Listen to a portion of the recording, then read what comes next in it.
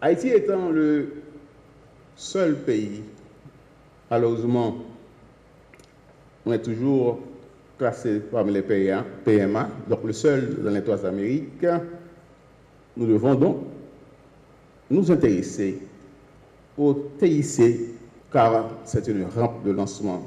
Elle peut ouvrir beaucoup de portes pour le développement du pays. Le CONATEL, en tant que régulateur, est parfaitement conscient de sa mission et de cette réalité.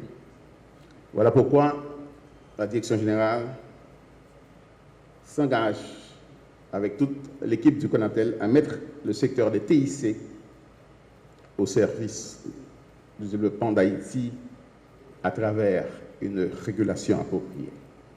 Dans la vision du régulateur, le thème de cette célébration, donner des moyens d'action aux pays moins avancés grâce au TIC, peut être matérialisé par les stratégies que notre conseiller ingénieur Domon vient de développer. Création d'un environnement propice aux activités de communication.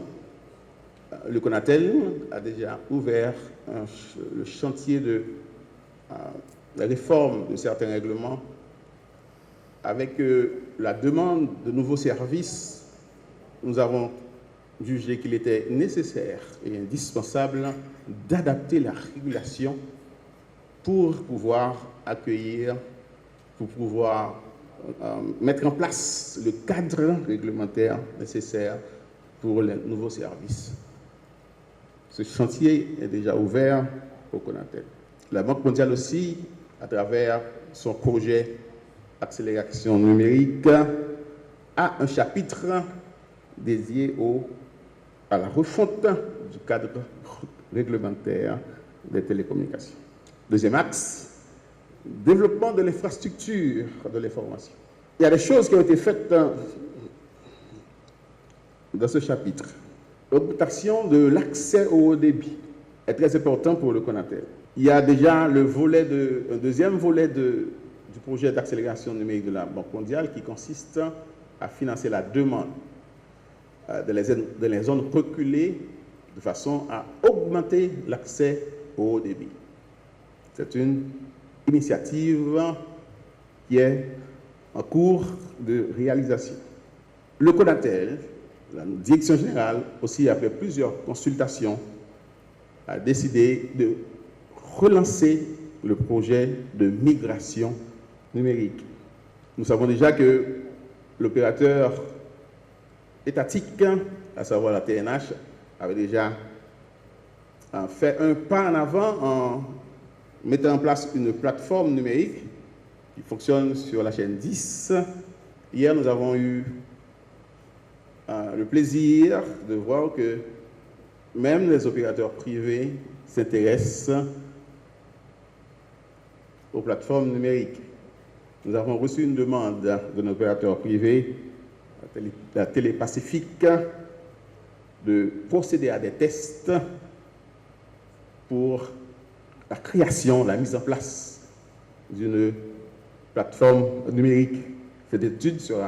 Cette demande sera étudiée, évidemment, par les directions du CONATEL pour qu'on puisse voir comment on peut donc faire ce nouveau pas. Et nous espérons que si cette expérience est concluante, d'autres demandes émergeront, non seulement pour la zone métropolitaine, mais dans les autres provinces, pour qu'on accélère vraiment la migration vers le numérique. Ce chantier était déjà ouvert depuis 2013, mais pour certaines raisons, nous avons ralenti le rythme. Le moment est venu de relancer ce chantier.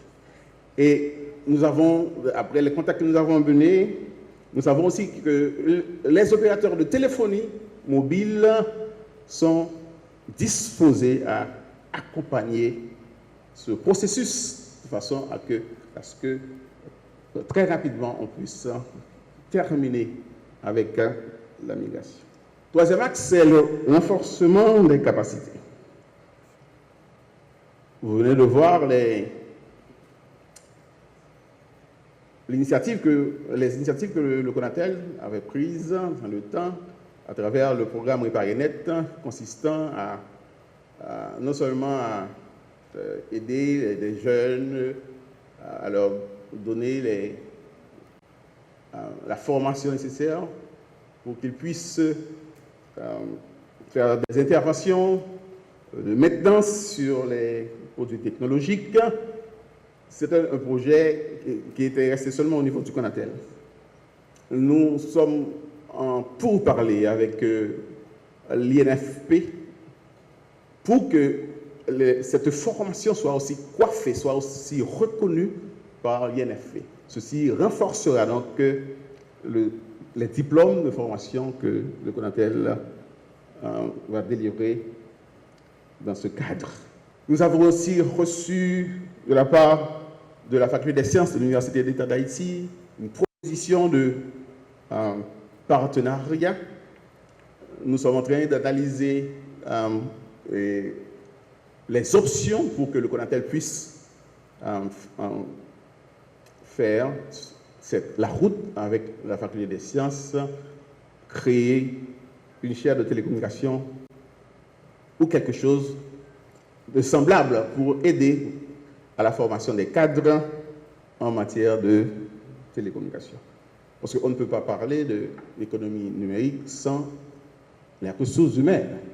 Si la formation ne suit pas, il y aura un handicap au développement de l'économie numérique dans le pays.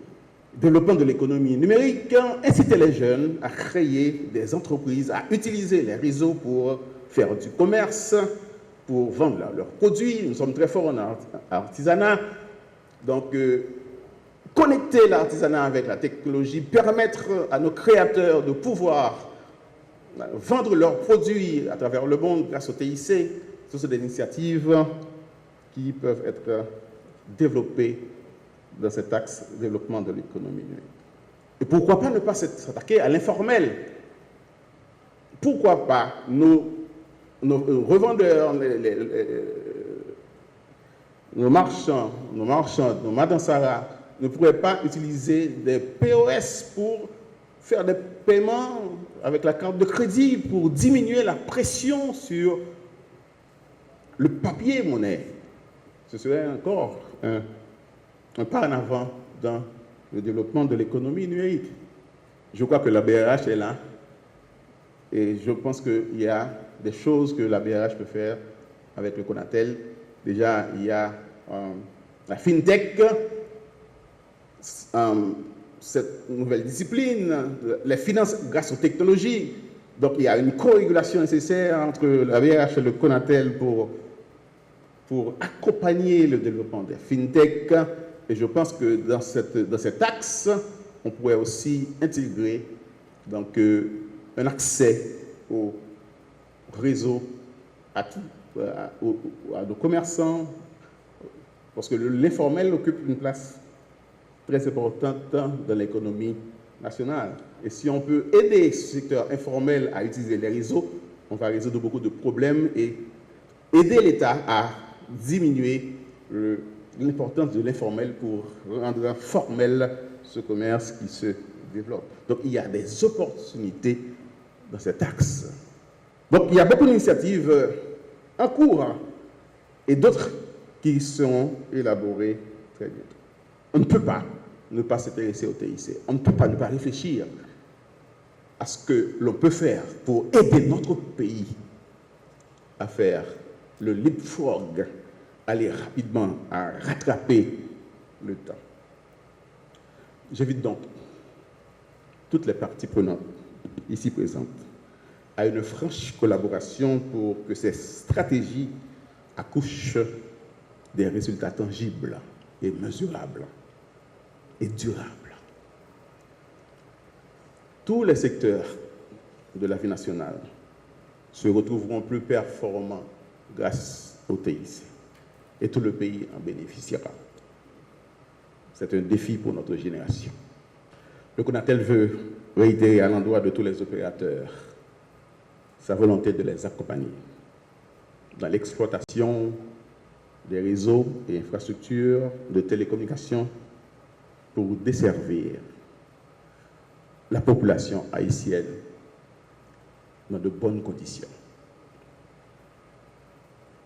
Encore une fois, je souhaite à tous et à toutes une bonne fête des télécommunications.